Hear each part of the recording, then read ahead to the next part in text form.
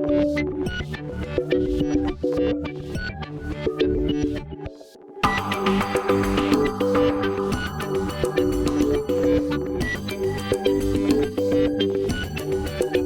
ustedes bienvenidas, bienvenidos, bienvenidas al Instituto de Investigaciones Jurídicas de la UNAM, a este seminario Subjetividades, Ética y Género, Reflexiones Transdisciplinarias. En este ya sexto año de nuestro seminario tenemos el gran honor de contar entre nosotras a dos investigadoras muy importantes en los temas de migración. Una es Amarela Varela, que nos ha acompañado ya en otras ocasiones y que es amiga y además somos cómplices en muchas cosas. Estamos muy contentas de tenerla por acá. Y a Lacey Ábrego de la Universidad de California, y ahorita, si ustedes me lo permiten, leeré sus currículas. El tema, como ustedes saben, es diálogo acerca del panorama de las migraciones en México y en Estados Unidos, y la dinámica que propusieron nuestras invitadas va a ser una especie de conversatorio, una conversación entre ellas a partir de preguntas preestablecidas, y después de que ellas desarrollen sus ponencias en este formato, pues entonces daremos paso a preguntas y respuestas. Quiero darle la bienvenida a nuestra coordinadora Emanuela Borsiaquielo, quien ha estado con quien he tenido también el superhonor de compartir la coordinación de este seminario ya desde, como decía, desde hace 6 años, y que espero que sean 6 años más y 6 años más y 6 años más hasta donde la vida nos los permita. Seguro. Bienvenida, Emanuela. Gracias, Lucía. No sé si está Lucía Melgar, pero también quiero comentar que ella es una de nuestras coordinadoras, la doctora Lucía Melgar, que es nuestra amiga y capitana en el grupo de académicas en acción crítica, pero si ella me oye me va a golpear porque es un equipo horizontal. Pero bueno, hay honor a quien honor merece. Empezaré entonces, si ustedes están de acuerdo, por leer la síntesis curricular de Lacey J. Ábrego. Ella es catedrática del Departamento de Estudios sobre Chicanas y Chicanos y Centroamericanos en la Universidad de California, Los Ángeles, de la UCLA. Su investigación se enfoca en la migración centroamericana, las familias latinas, las desigualdades creadas por género y la producción de la ilegalidad a través de las leyes migratorias de Estados Unidos. Su primer libro, Sacrificing Families, Navigating Laws, Labor and Love Across Borders, publicado en la Universidad de Stanford en 2014, fue traducido y publicado a la Universidad Evangélica de El Salvador con el título Sacrificando Familias, Navegando Leyes, Trabajo y Amor a través de las Fronteras, y ha ganado premios de la Asociación Sociológica de Estados Unidos. En ese libro ella examina cómo las políticas migratorias y las expectativas de género afectan el bienestar de migrantes salvadoreños y de sus familias, tanto en Estados Unidos como en El Salvador. Sus demás publicaciones también examinan cómo las políticas migratorias y educativas afectan las trayectorias escolares de estudiantes indocumentados. Tiene una larga trayectoria como investigadora, como autora, y su trabajo académico consiste en analizar los conceptos de conciencia legal, ilegalidad y violencia legal, y sus efectos en las vidas de migrantes centroamericanos y latinos en Estados Unidos, y esto le ha ganado una serie de premios nacionales y reconocimientos en el país vecino. Por su lado, Amarela Varela Huerta es mamá, profesora, investigadora en la Academia de Comunicación y Cultura de la Universidad Autónoma de la Ciudad de México.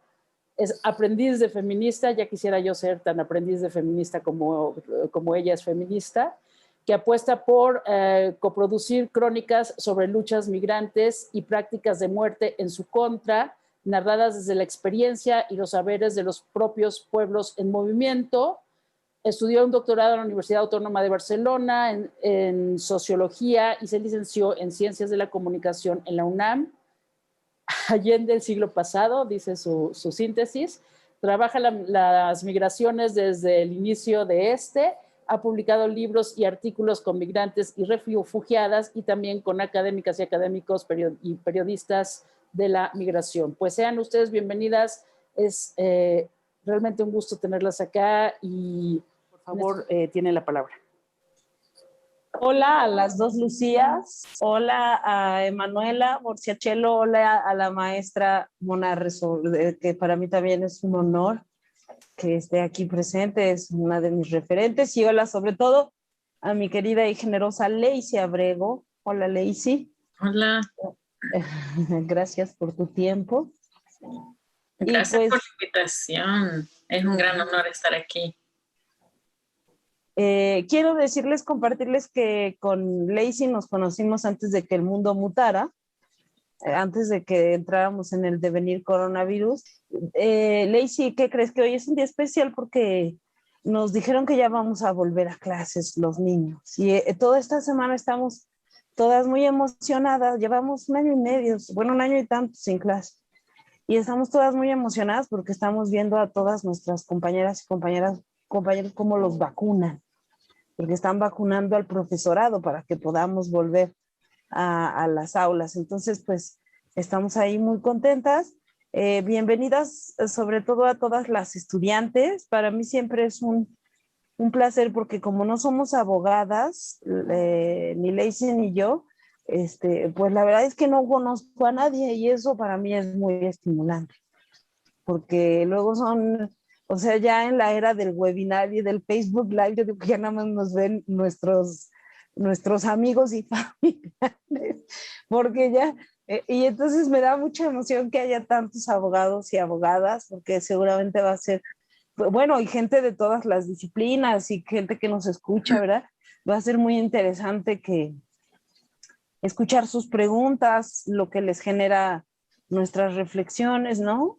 Bueno, y nos conocimos con Lacey porque Lacey y su equipo de trabajo, con la maestra Mengíbar y otros colegas de su departamento de estudios centroamericanos, que me parece muy importante decir, el giro de lo centroamericano en los estudios de área en Estados Unidos es como cuando se reconoció el indianismo en México en los 90s y se rompió el mito de que todos éramos aztecas, ¿no? Y se descubrió que había 56 diferentes pueblos indios. Pues así de importante es la presencia de Abrego en la UNAM hoy, porque es una investigadora pionera en lo que llamamos los estudios centroamericanos, ¿no? Que son propiamente también comunidad latina, como le dicen del otro lado del muro, pero pues que a través del trabajo que ha hecho en torno a las comunidades salvadoreñas de la diáspora, pues han abierto brecha, ¿no? Han abierto brecha incluso, creo, a contramano y a pesar de las hegemonías del propio discurso de lo chicano, de lo latino-mexicano, ¿no? Entonces, me parece muy importante por eso tu presencia, Lacey, te agradezco mucho. Y pues ya que bueno, y nos conocimos en un encuentro que hizo Lacey con su equipo para pensar pues la transmigración, la migración, las migraciones contemporáneas, las violencias legales que ella y Mengíbar son lo que plantean básicamente es que las leyes que nos extranjerizan producen vulnerabilidades legal y estatalmente construidas para la máxima explotación de nuestros cuerpos, pero también para infligir dolor, ¿no? Entonces, ellas organizaron ese seminario y nos convocaron a varias de nosotras, ahí fuimos del otro lado, después vino la pandemia, ¿no, Lacey? Y desde entonces pues hemos realizado una conversación a través de leernos y que entrevistamos a una compañera, Suyapa Portillo, que es una hondureña trans, queer, feminist, bien interesante. E hicimos un dossier, bueno, tomamos parte de un dossier, tradujimos el trabajo de Lacey, un paper fundamental que se llama Sobre los silencios, que está en andamio. Y pues yo la invité cuando me invitaron las Lucías y Emanuela, la invité para que tuviéramos una discusión, una conversación de las que nunca tenemos tiempo de hacer porque Lacey también es mamá y es directora del departamento y una conversación delante de todas ustedes, compañeras. No tenemos esto ensayado y yo creo firmemente que en el tiempo del neoliberalismo académico lo que cuesta mucho es la escucha, ¿no? Vamos todos produciendo. Y entonces pues lo que hicimos nosotras fue decir, bueno, ya que vamos a estar en la sesión, ¿qué queremos hacer? Y preparamos unas preguntas. ¿Cómo quieres hacerlo, Lacey? Perdón por esta larga introducción. No, sí, yo te agradezco que me hayas invitado, agradezco el espacio. Para mí esta es una oportunidad para pensar esa parte de lo que es el seminario de la ética, porque significa la posibilidad de aprender en espacios que no son los mismos de siempre para mí, digamos, para aprender, para difundir, para dialogar, que creo que es súper importante entender las experiencias de los migrantes a través de toda la región. Y entonces para mí es un gran honor y te lo agradezco. Sí quisiera tomar la oportunidad, como dijiste, para conversar un poco y aprender un poco más lo que a mí me interesa mucho, porque mi doctorado es en sociología también, pero sociología y estudios de migración, como se enseñan en Estados Unidos, tienen un enfoque en particular sobre la asimilación. Y al conocerte y conocer cómo has trabajado estos temas en acompañamiento con las personas migrantes, quería empezar por preguntarte cómo describirías, digamos, tu enfoque, qué tipo de entrenamiento recibiste que te permitió ver a través de ciertos lentes analíticos, y le doy mis disculpas porque yo nací en El Salvador, pero fui criada en Estados Unidos, así es que a veces se me confunden las palabras. Pero sí, ¿cómo desarrollaste tu manera de ver analíticamente esta experiencia que vas documentando? Gracias, Lacey. No te preocupes porque, por ejemplo, Lucía es una buena conocedora. Lucía Melgar, que es nuestra otra coordinadora, es una buena conocedora de la literatura chicana y del Spanglish. Así que también puede hacer de puente. Tú fluye, ¿no? A ver, yo estudié periodismo. Yo crecí en una cuna roja, le decimos aquí, Lacey. Yo soy hija de dos marxistas leninistas. Entonces me formé en la educación popular, literalmente. Crecí desde chiquitita siendo testiga de cómo mi mamá trabajaba la herbolaria, era socióloga de la medicina, y daba talleres de educación popular sobre medicina tradicional mexicana a las comunidades indígenas, junto con las comunidades eclesiales de base, que yo por el libro que leí tuyo sé que estás familiarizada. Y luego ya yo agarré mi camino y me formé. Yo estudié periodismo, como Emanuela también estudió periodismo. Emanuela Borsiacher. ¿No estudiaste periodismo, Emanuela? Ah, pero es periodista. Estudié periodismo en la UNAM, pero era un periodismo muy teórico. O sea, me aburrí mucho. Porque no acabábamos ni de formarnos en el oficio, ni nos hacían investigadores. Y a mí desde el principio, la verdad, la comunicación no me atrajo, porque yo decía, pues, si quieren estudiar la comunicación, estudien sociología y hagan sociología de la comunicación. No, pues me corrían de los seminarios, ¿verdad? Y no era fíjate que en la UNAM están divididos por campus, y la de ciencias políticas, que es la UNAM, la central, que ojalá algún día vengas contigo y con tu familia toda, ya te llevaremos a conocer la ciudad y el campus, que es muy bonito. En la Facultad de Políticas no enseñaban el oficio de periodista, pero yo quería ser periodista porque había leído a Eduardo Galeano en un libro que se llamaba Nosotros decimos no, y yo dije, yo quiero hacer eso, ¿no?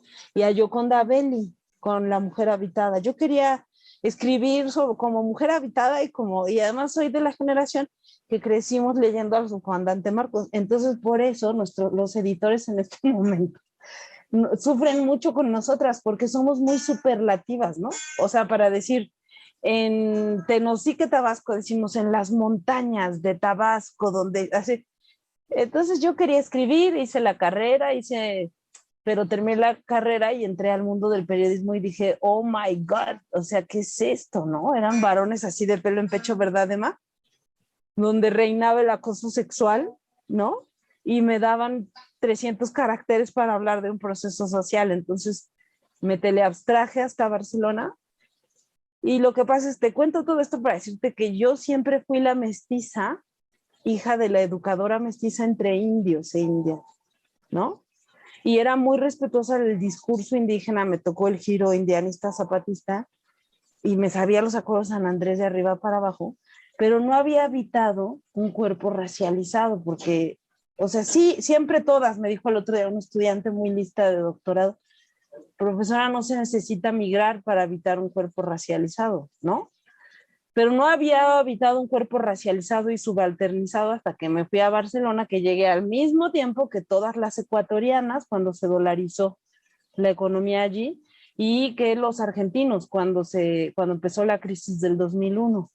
Entonces, por eso siempre digo que tuve el privilegio epistemológico de habitar un cuerpo sudaca, porque ahí sentí, ¿no? El racismo de manera, y me quedé 10 años, ¿no? Bien clavada en ese privilegio epistemológico. Pero yo quería hacer periodismo en realidad, y bueno, fui a hacer el doctorado y en el doctorado me dijeron que tenía que explicar en lugar de en 300 caracteres, en 300 cuartillas un fenómeno. Así que no soy ni una cosa ni la otra, Liz. Nunca ejercí de lleno el periodismo porque me dio miedo la misoginia en el mundo periodístico y también la poca rigurosidad que a veces tienen por las dinámicas de producción, porque tienen un día para producir lo que nosotros hacemos en 4 años de investigación doctoral. Pero nunca bien a bien fui socióloga porque además estudié mi maestría en comunicación, me corrieron porque no calzaba yo ahí, me mandaron a sociología. Me dijeron, ¿por qué no se cambia de departamento, maestra? Porque no nos llevábamos bien, porque eran muy catalanistas. Y pues yo, la verdad es que estaba en mi momento más cosmopolita, ¿no? O sea, acababa de descubrir el mundo y ellos querían que, total que no nos llevábamos muy bien, aunque yo apoyaba la causa independentista, porque nunca distinguía muy bien. Mis amigos eran ocupas, anarcos, que decían que había que formar un Estado catalán para derrumbarlo. Me mandaron a sociología, pero no estudié los cursos de sociología. O sea que no soy, mira, ni comunicóloga, ni socióloga, ni periodista. Y lo que sí hice durante todos esos años fue hacer lo que me enseñó mi mamá, mimetizarme, guardar silencio, aunque no parezca, escuchar, ¿no?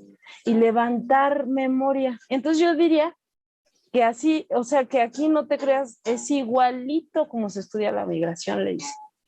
Es igual, es en términos muy hidráulicos. Y como que cada una vamos configurando nuestras técnicas de estudiar, ¿no? Esa sería un poco mi respuesta y entonces ahora yo te hago una pregunta a ti. Que me gustó mucho que me dijiste, y eso qué chingados es cuando te la mandé. Yo también al conocer tu trabajo me impactó muchísimo, Lacey, la manera en que tienes de abrazar una historia y acompañarla, ¿no? En términos, o sea, más allá de los territorios nacionales y de las generaciones. Entonces me gustaría mucho que compartieras con todas, pero sobre todo conmigo, la verdad, con su permiso, cómo pensar las migraciones, cómo le haces para pensar como pensaste en Sacrificando Familias, las migraciones en su complejidad. O sea, ¿qué recomendaciones harías para mí y para mis tesistas para que no perdamos de vista todos los momentos y no objetivicemos a los compañeros, ¿no? ¿Cómo haces tú los estudios migratorios tan potentes que haces, querida Lacey? Muchas gracias, Mariela. Siempre me divierto cuando platicamos, así es que te agradezco esa manera tan, no sé, tan empática de contar las cosas. Sí, mi trabajo ha sido enfocado en distintas partes de los procesos migratorios, dependiendo también en la etapa de mi vida, de qué es lo que yo pueda hacer. Al centro de todo eso, yo diría que fue precisamente el entrenamiento sociológico que me decía que solo hay que medir cuánto ganan los migrantes, qué nivel de cuál es la tasa de graduación universitaria y qué porcentaje se casa con blancos. O sea, esos eran los parámetros que nos decían que teníamos que estudiar para entender bien si un grupo migrante ha tenido éxito o no dentro de Estados Unidos. Así se mide. Y yo nunca me sentí cómoda pensando en la migración de esa manera porque soy migrante, porque soy parte de comunidades migrantes y decía, aquí si lo vemos de esa manera se pierde la humanidad de la gente, se pierde lo que son éxitos, no de esa manera, pero tal vez de sobrevivencia, éxitos de unidad familiar, un montón de cosas que no se pueden medir de esa manera. Y entonces mi proceso siempre ha sido rescatar la humanidad de las personas, porque siento que es a través de un análisis de una persona así en su totalidad que se puede ver cómo son las leyes, y para mí ese ha sido un enfoque, cómo son las leyes, las políticas extranjeras, cómo son esos sistemas que crean y mantienen la desigualdad y la injusticia en las vidas de las personas. Y para mí ha sido importante poder contextualizar lo que desde una perspectiva más tradicional de estudios migratorios se ve como algo objetivo, digamos. Contextualizar de que si estamos diciendo que solo un porcentaje menor estudia en la universidad, ¿por qué se da eso? ¿Qué experiencias tienen? ¿Quién les ha facilitado a algunos y bloqueado a otros para que puedan ir a la universidad y entender su situación? O si vemos que hay familias que no viven juntas, no asumir de que ellos están en esa situación porque así lo quieren. O sea, no asumir, que creo que está a la base de muchas de las perspectivas tradicionales, no asumir de que las personas conscientemente y con agencia completa toman decisiones sobre su familia, sobre su movilidad. Y entonces para captar eso de una manera que para mí tenga sentido, necesito entenderlo desde la perspectiva de las personas que lo han vivido. Entonces, generalmente mis estudios se basan en entrevistas, un poco de etnografía,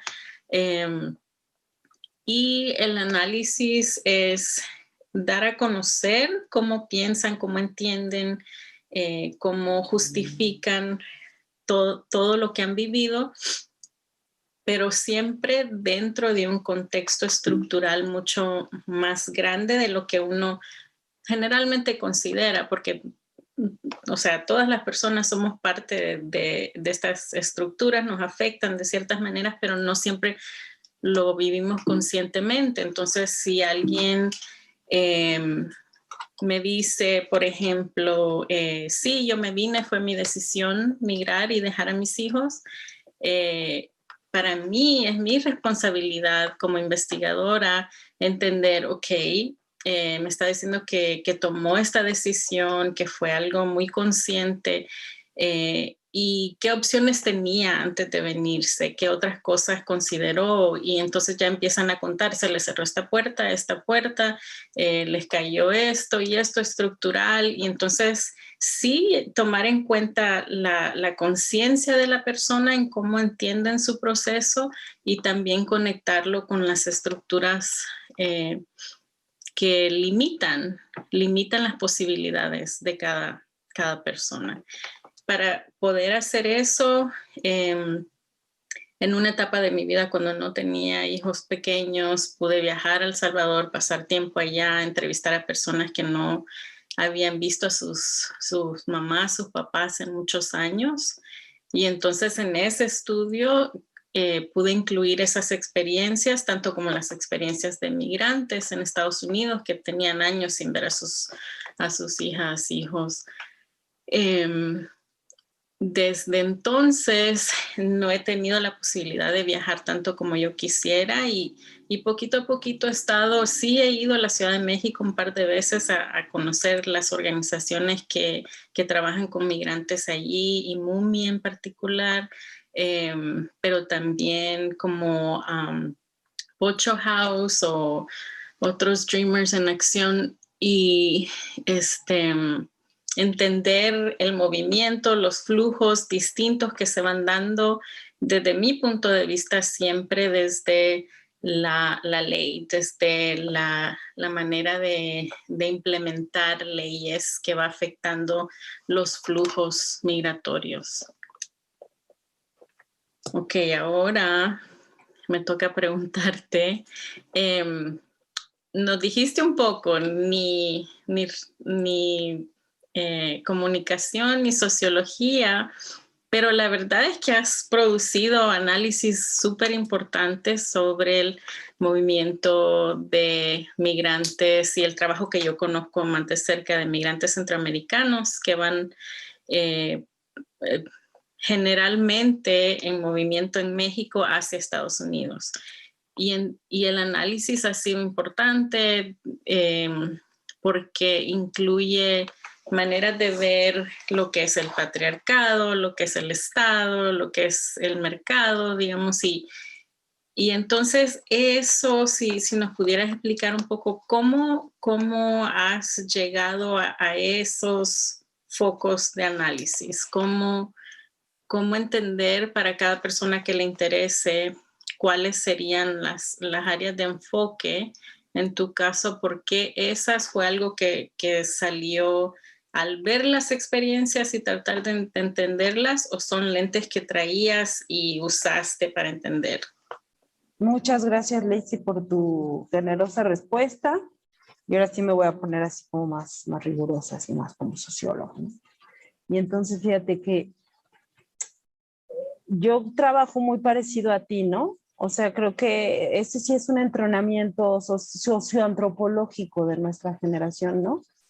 Mirar en qué sentido el tema de las escalas, ¿no? Hacer de un estudio de caso un ejemplo de las estructuras de opresión cuando estudias prácticas de muerte, pero también de las luchas y cómo se interseccionan, diría Angela Davis, ¿no? Cómo se interseccionan las opresiones, pero también las luchas. Entonces, partir de un microanálisis que sería estudiar subjetividades, ¿no? Personas, efectivamente, como dicen unas compañeras españolas, bueno, latinoamericanas que viven en España, que se llaman territorio doméstico, dicen en una canción bien bonita que tienen para un performance que hace, querían brazos porque querían traer trabajadoras domésticas y llegamos personas, ¿no? Entonces, partir del estudio de las personas migrantes, de las subjetividades migrantes, y a partir de sus experiencias, intentar entender, hoy le dicen interseccionalidad, ¿no? Yo la verdad no me lo aprendí así. Yo creo que nosotras somos una generación en la que el marxismo entró en crisis y se metió al closet, que yo creo que estuvo mal, porque seguía teniendo vigencia explicativa, y estalló como el culturalismo, ¿no? Como el medir todo a través de las identidades, que creo que todavía está muy vigente también en Estados Unidos aún, pero que nosotras fuimos formadas en ambos discursos, entonces podíamos leer las relaciones de opresión y también las subjetividades, las identidades, las identificaciones. Entonces, parto siempre, por ejemplo, de entrevistar a las mujeres, ¿no? Entrevistar a las mujeres, que antes era bien difícil, Lacey, encontrar mujeres en los albergues. Creo que cuando yo empecé a investigar, haz de cuenta, en un albergue donde había 40 personas durmiendo, había 2 mujeres. No porque no hubiera migración femenina, porque tu mamá es migrante y mi abuela también lo fue. Es decir, lo novedoso no son la migración de mujeres, lo novedoso era, ahí sí para que veas el entrenamiento, los lentes con los que nos desafiaban las feministas, que nos decían hay una feminización de las migraciones. Yo dije así, vamos a ver.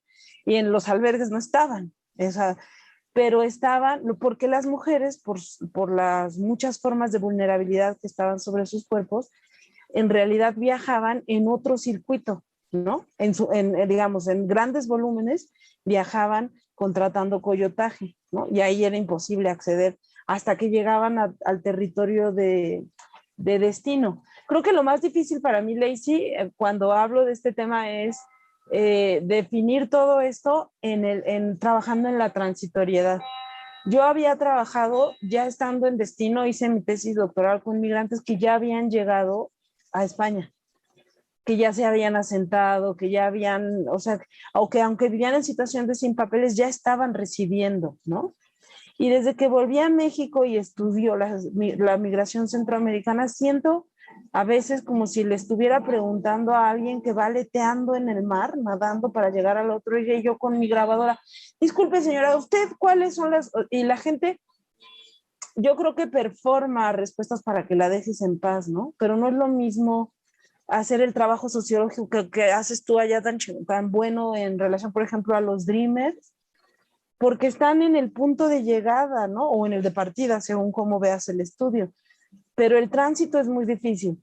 Y, por ejemplo, en ese tiempo que yo empecé o sea, realmente me pregunté, me interpelaba, que me había impresionado mucho desde España leer que a todas las mujeres migrantes las violaban y que todas tomaban pastillas anticonceptivas. Y pensé, qué brutal, ¿no? Entonces fui a preguntar y me encontré con historias muy distintas, pero me pasó un poco lo mismo que a ti. O sea, las mujeres me decían, no, pues yo me voy porque en el Walmart me pagan $40. Y mi prima que vive en Denver dice que le pagan $40, pero al día. Y eso porque está en situación de sin papeles, ¿no? Y a mí me pagan al mes eso, entonces yo me estoy yendo, pero ya lo que hice siempre, yo lo que hago es tejer lazos afectivos con mis informantes, ¿no? Porque me impactó mucho, como yo era una persona migrante en España, ver el extractivismo antropológico, cómo las académicas y los académicos se apropian de las vidas de los migrantes, pero además de momentos, y a partir de eso hacen la vida académica toda su carrera, ¿no? Entonces yo siempre como que intento mantener los lazos afectivos, si ellas quieren, ¿no? Porque luego también nos tienen miedo, ¿eh? Y con el paso del tiempo, ya que llegaban a Estados Unidos, esas mismas mujeres que me contaban al principio que se habían ido para ganar más de $40 al mes, pues ya me contaban, no, bueno, la verdad también me vine porque mi patrón me violaba, y entonces le fui a decir al ministerio, fui a denunciarlo, y cuando denuncié salió porque me corrieron. O sea, veía una serie de opresiones que las propias compas migrantes estaban evidenciando, estaban nombrando, estaban narrándose a sí mismas, ¿no? Entonces hice lo mismo que tú. A través de los testimonios, primero intenté no hacer de sus testimonios como el show que todo el mundo espera, ¿no? Yo digo que en la migración hay una representación en clave porno-necropolítica, ¿no? Que las periodistas andan buscando la historia más roja, más dolorosa, ¿no? Y pocas veces son capaces, por ejemplo, de ver agencia política. A mí la noción de resiliencia no me gusta, ¿no? Pero pues cómo se recuperan, cómo sanan, cómo ponen a jugar tramas comunitarias de cuidado, ¿no? Entonces intenté como si fuera curadora de un museo de historias de vida, mostrar las partes más luminosas y las partes más oscuras, poner a hablar a las estructuras, ¿no? Por ejemplo, ¿qué hace que una mujer migre con su bebé de meses 4,000 kilómetros? Que sea o sea, que esté loca para llevar a un bebé por el corredor más peligroso del mundo. ¿O qué obliga a una madre con un bebé en edad de mamá a nadar el río Bravo? Y ahí hago hablar a las instituciones, ¿no? Y bueno, también la verdad es que yo no era feminista, Lacey. Yo no era feminista, y aquí están 3 compañeras que han sido para mí centrales, bueno, 4. Cuando llegué a México era como imposible no ser feminista. Ya en España sí me acercaba y coqueteaba, pero estaba más bien muy clavada en el antirracismo, ¿no? y en sobrevivir, en pagar mi mensualidad para la pinche tarjeta de residencia y en pagar la renta y en hacer la tesis. Y cuando llegué a México, me impactó mucho la violencia contra todas nosotras. O sea, era muy heavy el cambio, ¿no? Como ahora, fíjate. Entonces, como que ya no era nada más una posición teórica, ¿no? Yo vi que solo en los círculos feministas iba a sentirme segura y a encontrar respuestas sobre esta guerra, ¿no? Y entonces ahí me puse a leer a todas las que Manuela, Lucía Melgar y Lucía Rafael me sugirieron. A Lucía la conocí ya más tarde, pero fue, por ejemplo, a través del trabajo de las compañeras del norte de México, de la que Julia Monarres ha trabajado mucho el feminicidio, Lacey.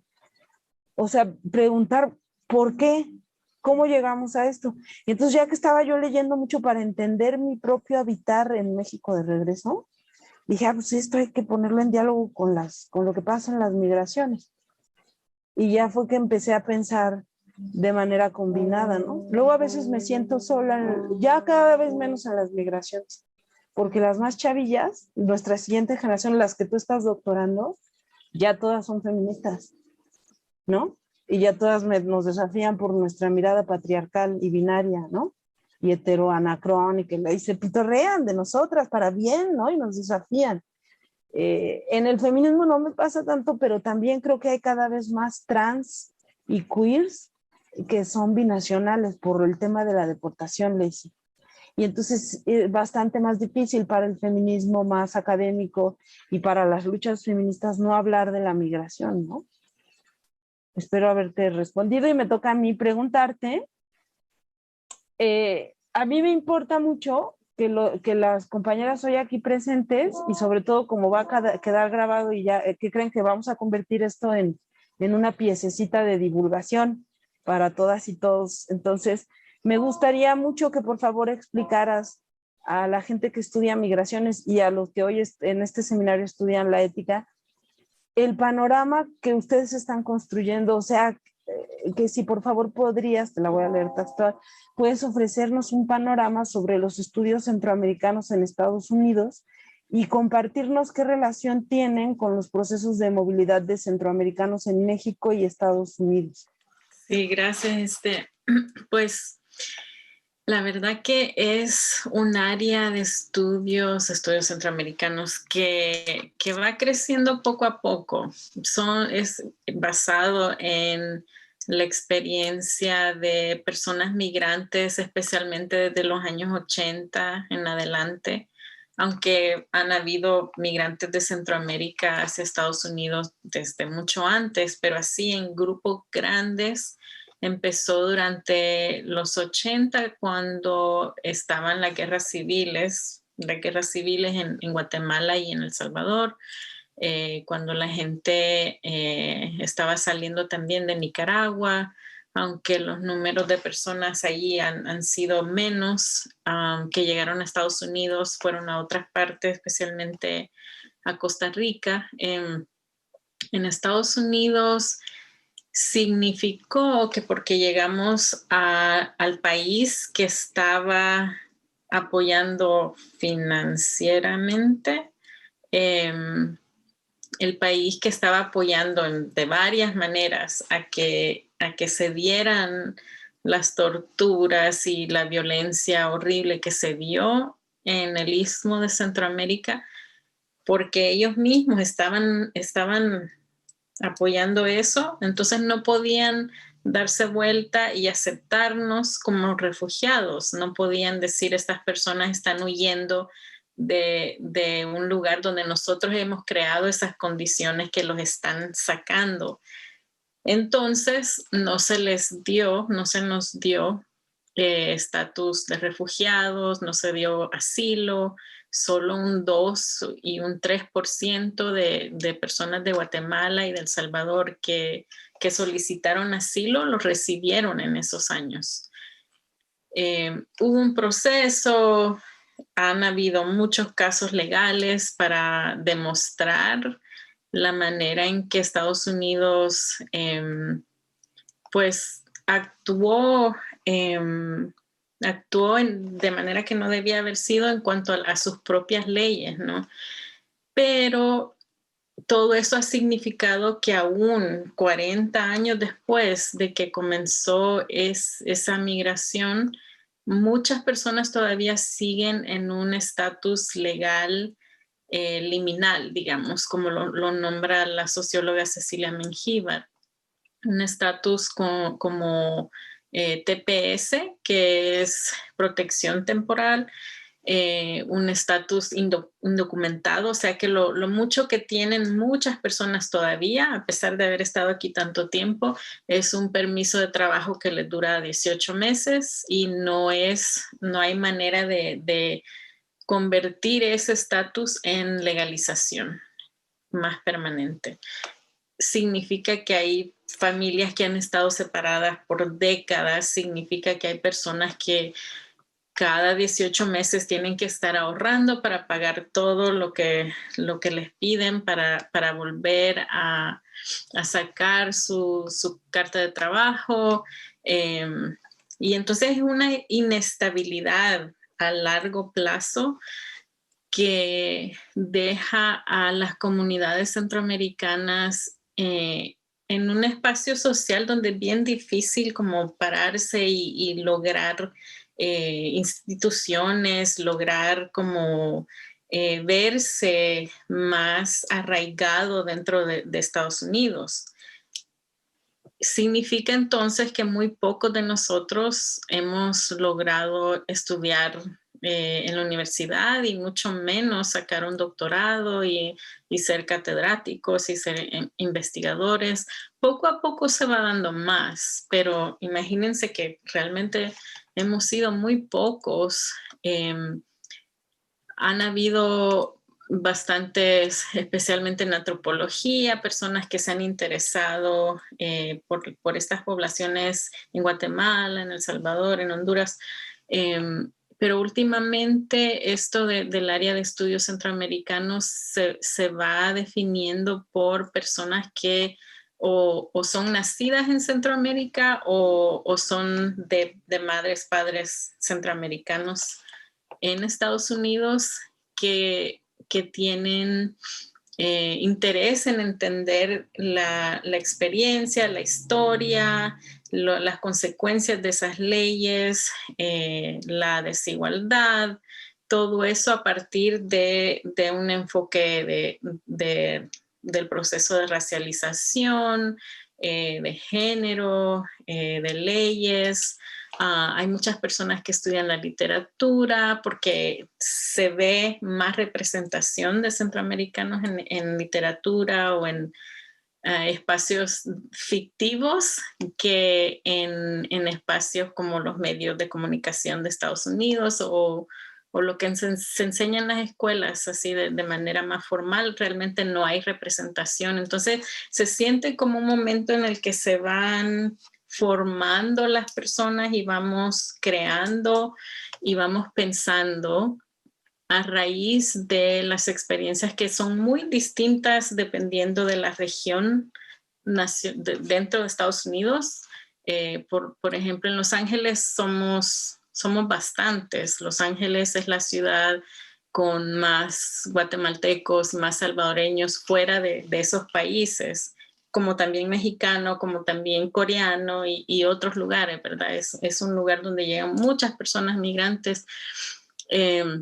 Significa que muchos de nosotros estamos basados aquí y los estudios que hemos publicado son basados en experiencias de aquí, pero sabemos que es bien distinto haber vivido en Houston, haber vivido en Miami, haber vivido en Nueva York, en varios lugares donde también hay personas centroamericanas. Entonces vamos conociendo, vamos viendo cómo se va desarrollando la gente entrenando para poder contar esas historias, para poder desarrollar una área de estudio mucho más amplia que incluya experiencias desde todas las subjetividades que vamos mencionando, LGBT, de personas de afrodescendencia, personas indígenas, porque todo eso significa desigualdades que como mestizos no siempre logramos ver, no estamos acostumbrados a entender que como en nuestros países se ha dado esa desigualdad, como dijiste, que se puede entender la racialización sin haber migrado, eso también sigue, ¿no? Eso cruza fronteras también, y entonces vamos entendiendo todas esas desigualdades dentro de comunidades centroamericanas como también dentro de la sociedad de Estados Unidos más amplia. Amarela, sé que queremos dejar bastante tiempo para que las personas puedan hacer preguntas si las tienen. Podemos tal vez decir brevemente, tomando en serio el enfoque del seminario, qué pensamientos quisieras dar sobre el rol de subjetividades, ética y género en cuanto al campo de estudios sobre migraciones. Gracias, Lacey. Aquí estamos bien pendientes de la producción teórica que hagan como estudiosos centroamericanos, porque vivimos un proceso parecido en la conformación de un estudio de área que se llama los estudios latinoamericanos, que hoy son un hitazo en la UNAM, pero que costaron muchísimo trabajo, así que estamos muy pendientes de tu trabajo. Sí, gracias, voy a ser muy sintética porque creo que ya lo dije, ¿no? Para mí, el tema de cómo cronicamos, cómo informamos, cómo generamos papers, cómo escribimos libros académicos en torno a la migración tiene que ver con una cuestión ética, ¿no? Que aprendí de ustedes cuando los conocí en el zapatismo en los 90s, que vinieron del otro lado del muro. Y que también aprendí en España, que los migrantes dicen nada sobre migrantes sin nuestras voces, ¿no? O sea, sin las voces de los migrantes. Yo creo que sí es una cuestión ética, pero que también, y que hay en esa postura ética hay también un dispositivo estético, hay una decisión estética, ¿no? Que es partir de la autorreferencialidad, de la autorrepresentación radical de los migrantes, de los sujetos migrantes, a través de los propios testimonios que son episteme de los migrantes, para pensar las migraciones, ¿no? Hace 2 semanas estuvimos en un conversatorio con un personaje que te voy a presentar por Zoom también, que se llama Shahram Khosravi, Lacey, que es un iraní que está exiliado en Suiza, en Noruega, no sé dónde está el pobre, hace mucho frío. Hizo un libro bien bonito que se llama Yo Soy Frontera, que me presentó Jill Anderson cuando trabajé con Oda, con las de Pocha House, y es una autoetnografía de un viajero, de una persona clandestinizada, ¿no? Por las leyes que nos extranjerizan. Y yo le decía que no me gustaba cuando él hablaba de que los cuerpos de los migrantes son desechables. Y le decía, ¿y en dónde encontraremos un pozo discursivo para hablar de nosotros en clave que no nos basurice? Y me dijo, en las voces de los migrantes. En Europa, en diferentes lenguas, ya hay muchos libros, yo creo que en Los Ángeles también, que son autobiografías, autoetnografías, ¿no? Y yo con eso respondería, Lacey, o sea, tomando, como dices, en serio los tres conceptos clave de las compañeras a las que les agradezco que nos hayan invitado. Las subjetividades pues tiene que ver con atrapar individuos, pero también colectivas, ¿no? Por eso yo estudio las caravanas las caravanas de migrantes, y es una posición ética, ¿no? Y bueno, ahí lo que me parece es que en tanto que ya no se están feminizando, las migraciones ya no solamente presentan una feminización, ni en su punto de vista para estudiarlas, ni en su composición. Yo creo que las caravanas y los flujos del 1 millón de personas de centroamericanos, 8 de cada 10 de los cuales deporta a México con el dinero de las remesas de los mexicanos de allá que están ilegalizados, son familias, Lacey, en su mayoría, ya no son solo mujeres. Entonces estamos ante la familiarización de los flujos. Y eso me parece muy importante decirlo porque creo que solo en los estudios feministas tenemos, no solo, pero de manera muy importante, en los estudios feministas tenemos una batería de conceptos, categorías y estrategias metodológicas para entender el cuidado y el sostenimiento de la vida, aún en situaciones de guerra, de tránsito. O sea, creo que toda la batería de la economía, digamos, de la economía de los cuidados, ¿no?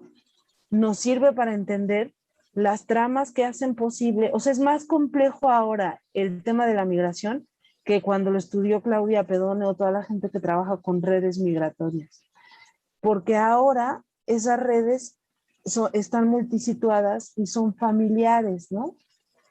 Así que, pues para mí los estudios de género, no en general, sino en concreto los feministas más radicales que plantean el circuito de los cuidados, la economía política feminista, me está ayudando a entender esas tramas que sostienen la vida aún en tiempos de tanta muerte, ¿no? Eso sería.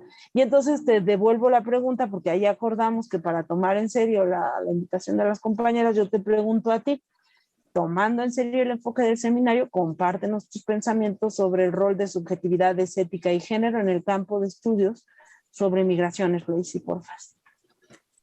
Sí, gracias.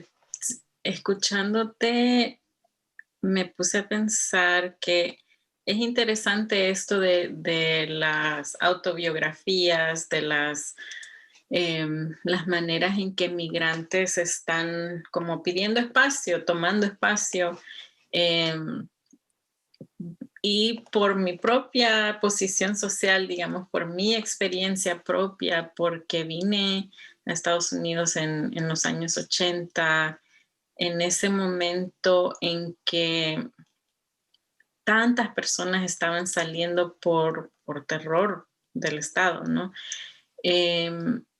Sigue en esa generación mucho silencio.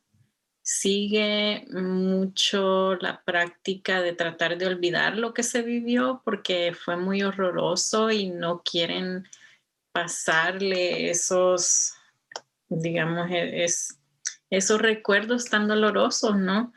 A la siguiente generación. Y entonces hay mucho que no se conoce. Inclusive la semana pasada mi mamá pinta y la fui a visitar y a preguntarle sobre sus pinturas para algo que quiero escribir, y a través de eso allí se metió una historia de algo que ella vio durante la guerra que nunca me lo había contado, y así he tenido varios momentos ya de adulta en que entre medio de una conversación sale algo, un detalle que obviamente a ella le afecta, lo ha vivido, lo lleva con ella, pero nunca lo había contado antes, por el temor de que ella conoció a muchas personas que las mataron por haber participado, las mataron por haber, las torturaron por haberse conocido con alguien que tal vez estuvo involucrado, por haberse imaginado de que estaban involucrados. Entonces no se hablan esas cosas. Claro, existen las personas que llegaron y desde que llegaron están abogando por sus derechos, abogando por un cambio de política exterior de Estados Unidos, abogando por derechos de refugiados. Esas personas existieron, pero fueron una minoría. La gran mayoría trataron de olvidar lo que se vivió, porque eso es trauma, y un trauma que no se ha logrado fácilmente sobrepasar.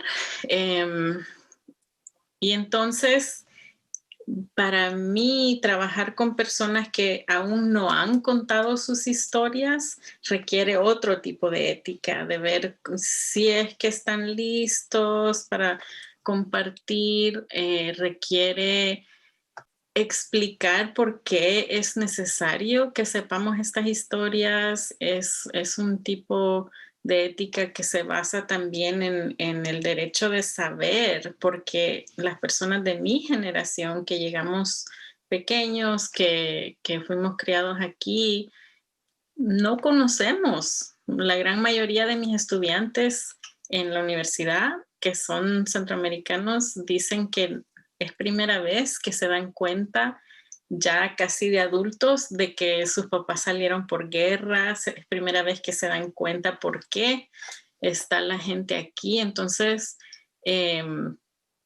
requiere ética de crear espacios en el que haya suficiente seguridad para contar esas historias que son necesarias tanto para la generación que las vivió, para darles una forma de reconocimiento no legal, porque eso nunca se dio, y el hecho de que no se dio, entonces no hay legitimización de esa experiencia. Entonces yo, de cierta manera, creo que crear ese espacio para contar esas historias es también una forma de legitimizar lo que se vivió. Y esto se me hace súper interesante el ver las experiencias de otras comunidades a las que sí se les dio estatus de refugiado, vietnamitas, por ejemplo. No quiere decir que todo les fue muy fácil, pero sí significa que legalmente ha habido un reconocimiento de que hubo sufrimiento y hubo razón para tener que huir, mientras que para personas de Guatemala, de El Salvador y ahora de Honduras, al no reconocer eso legalmente, es también borrar esas realidades que son traumas que uno siente que tiene que callar por varias razones, incluyendo el hecho de que nadie le cree de que ha vivido esos horrores. Entonces, hay una ética de crear espacios seguros en los cuales contar, una ética de cuidar de esas historias, de compartirlas sin causar más trauma, y de informar a la siguiente generación que no ha tenido la oportunidad de conocerlas porque no las aprendieron de sus familias, no las aprendieron en la escuela, no las han aprendido a través de los medios. Así es que veo mi trabajo académico como una posibilidad de rescatar eso y de hacerlo de una manera digna. Yo digo que sigamos a las preguntas, si la gente tiene preguntas, para que haya un poco de conversación, porque si no, podemos seguir. Sí, yo antes de las preguntas nada más te quiero decir que te voy a compartir una carpeta de Drive que tengo bueno, ahora ya es Drive, pero en España pasó lo mismo, Leisa. Y por ejemplo, las abuelas de mis amigas se murieron con lo que vieron. La semana pasada hablé con una amiga que me dijo, creo que mi abuela, bueno, no puedo contarlo, ¿ves? Pero ella tiene 47 años, su abuela murió y nunca hablaron de lo que le hicieron a su abuela los franquistas. Su abuela, ¿no? Y entonces hay toda una corriente, otra vez de literatura, fíjate, de periodismo literario, que habla del papel, o sea, que dice que la violencia nos separa de la palabra, que es lo que le pasó al pueblo español, ¿no? Con el franquismo. Y la palabra nos hace nos hace sanar esos traumas, ¿no? Entonces hay, como dices tú, espacios de cuidado, construcción de espacios que tiene que ver con todo el movimiento por la memoria histórica, que va desde lo de desenterrar fosas hasta reconstruir historias de las abuelas. Y hay un trabajo muy teórico desde la comunicación, que es lo que te voy a compartir, en torno al papel de la narratología en la memoria histórica y cómo traducimos eso para que tenga eficacia comunicativa, porque hay un problema que las generaciones que lo vivieron no lo quieren contar, no lo pueden contar, porque como decía Gabriel García Márquez, recordar es volver a vivir, ¿no? Y que, o sea, imagínate quién cuenta el mozote, ¿no? Pero también tenemos un problema de crisis de lectores, que hay gente que se atreve a contar y hay tanta distancia generacional que hay pocos interesados en leer en las claves que tú y yo leemos. Entonces, ha habido todo un movimiento para traducir a una épica atractiva para los más jóvenes, ¿no? Ahí, Lucía, a ver tú qué dices, de novela histórica, ¿no? Bueno, hay hasta telenovelas, ¿verdad? Bueno, te quería contar esto porque fíjate, eso nunca lo habíamos hablado. Te agradezco. Estimulante en el sentido de darnos cuenta de todo lo que no sabemos y no hemos visto, ¿no? Por lo menos yo desde la perspectiva que estoy en otro lado, por más que me interese la migración, me parece absolutamente fascinante lo que están diciendo en varios puntos. Uno, que pues no hay un método ni vamos a seguir ninguna receta para ver cómo vamos a estudiar las migraciones. El tema que mencionó Lacey de la medición de estadísticas, me parece que ese es un grave peligro que tenemos en la academia, digamos, y no solo en sociología o en estudio de migraciones, sino en estudios de población y otros, de querer crear modelos o predecir con base en esos modelos o de medir cuantitativamente, ¿no? Incluso en literatura hay algunos talleres en Estados Unidos que les piden cómo miden el éxito de los talleres de literatura para migrantes o personas en la cárcel y demás, y es completamente ridículo, ¿no? Entonces, lo que nos están diciendo ustedes es que hay, incluso dentro de la academia, hay una conciencia y otras formas de acercarnos a lo que es una experiencia humana, una experiencia de vida, y donde creo que han destacado dos cosas fundamentales, que es, por un lado, la violencia, ¿no? Que expulsa a la gente, y no solamente la violencia política, también la violencia contra las mujeres, por lo que hemos leído varias de aquí, y también el tema del trauma y el dolor, ¿no? Y creo que lo último que han tratado del tema de la memoria es absolutamente impresionante cómo en tantos pueblos, ¿no? Y creo que en México no se ha hablado lo suficiente de eso, ¿no? De cómo tenemos todo el dolor y todo el trauma de desplazamientos forzados o de personas que han vivido terrible violencia, aunque que a lo mejor se quedan en el mismo lugar, pero cómo eso impide la narración. Y por otro lado, la gran responsabilidad, bueno, por un lado ustedes ustedes están haciendo un trabajo increíble de tomar la palabra de las personas migrantes y hacerlo con respeto, no preguntarles cuando sean, insistir en lo que no quieren hablar, etcétera. Pero nos llevan al problema de los medios, ¿no? O sea, lo que dices, Amarela, de crear narrativas épicas para que entonces sean, bueno, está muy bien que ya no sean víctimas, sino que sean sobrevivientes, pero de ahí a, digamos, idealizar lo que llaman resiliencia, me parece que es idealizar el dolor y todos los obstáculos que han pasado las personas. Pero por otro lado, en la prensa, muchas veces en los medios, lo que se hace es como victimizar y revictimizar, ¿no? Es la historia terrible donde hay tanto horror que no podemos pensar. Entonces, creo que sí, ustedes nos han mostrado algo súper, súper interesante. Tenemos una pregunta de Facebook Adelante. que dice, doctora Amarela, ¿qué experiencias España y la Unión Europea podrían aprovechar en materia de migración ante los cerca de 8,000 nuevos migrantes procedentes de África de los últimos días y cómo podrían aprovechar esas experiencias? ¿Cómo podríamos entender eso nosotras? ¿O no entendí la pregunta, perdón? A ver, lee la otra vez. Sí, no se preocupe. Dice Maritza Flores Hernández en Facebook. Doctora Amarela, ¿qué experiencias España y la Unión Europea podrían aprovechar en materia de migración ante los cerca de 8,000 nuevos migrantes procedentes de África de los últimos días y cómo podrían aprovechar esas experiencias? Eso se refiere a lo de Ceuta, ¿no? Al uso instrumental que está haciendo el régimen marroquí, que es una dictadura, ¿no? Una dictadura, una narcodictadura, como ustedes comprenderán, que tiene a su pueblo en continua represión. O sea, este mes pasado hizo la represión en contra de movimientos en el RIF. Cada 2 por 3 el régimen alauita aplasta a su pueblo y intenta aplastar a los saharauis.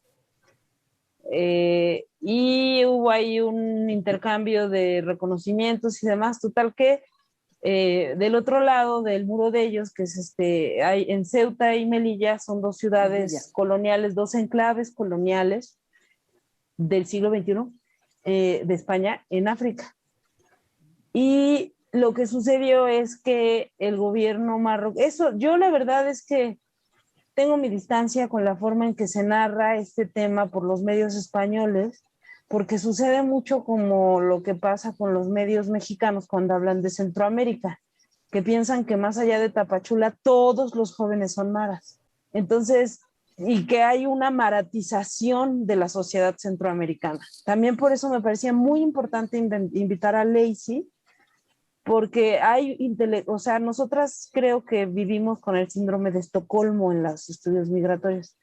Estudiamos todo sobre nuestras propias migraciones y la de los centroamericanos a través del Pew Center con estos métodos hidráulicos, ¿no? Hay una desconexión entre América Central y México, ¿no? Esa misma desconexión hay en el Magreb entre los españoles y los marroquíes, por broncas diversas e históricas que les tendría que contar en otra sesión de 6 horas, los culebrones, que se ¿no?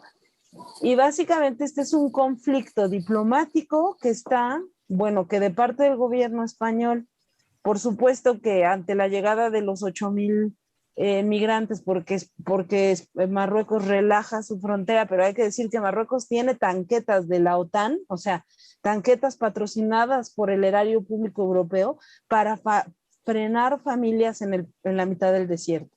Entonces, yo no creo ni que el gobierno marroquí haya relajado las medidas migratorias, la externalización de la frontera, porque es un dispositivo militar muy parecido al de la Guardia Nacional en México y el ICE en Estados Unidos.